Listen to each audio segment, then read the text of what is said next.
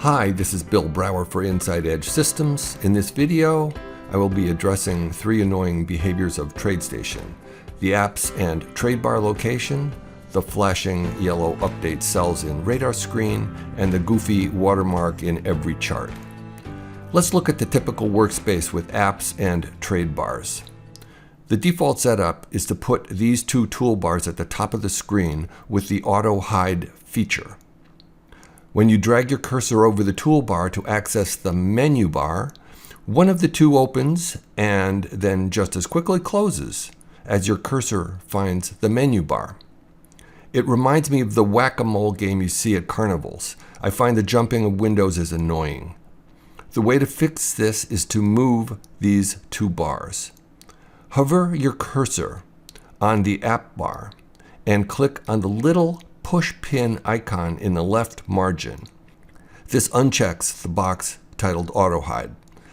Click on the small down triangle and select Floating. Grab the app window by the title bar by clicking and holding and drag it down until your cursor is on the left side docking tab and release the mouse click. Click on the down push pin, which puts it back in Autohide mode. In a similar process, you can move the trade bar to the bottom.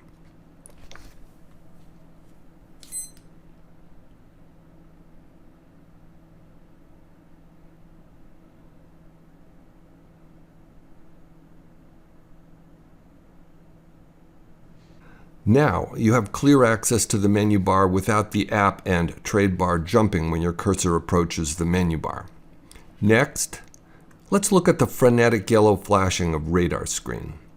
By default, when radar screen is collecting real-time data on symbols, they will flash yellow for 1 second.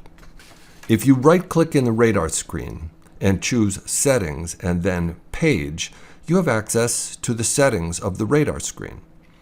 In a future video, I will explore the settings a bit further, but for now, uncheck the update box in the Update Indication section. There are some other alternatives, but for now, click OK.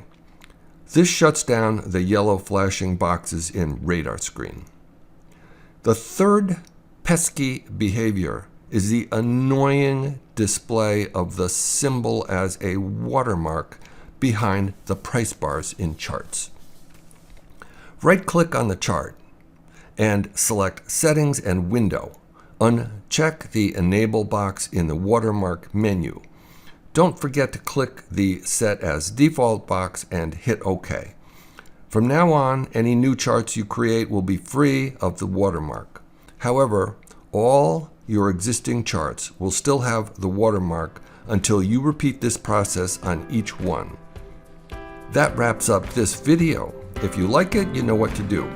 If you have any topics you want me to cover, you can let me know in the comments below or reach out to me at insideedge.net. Thanks for listening.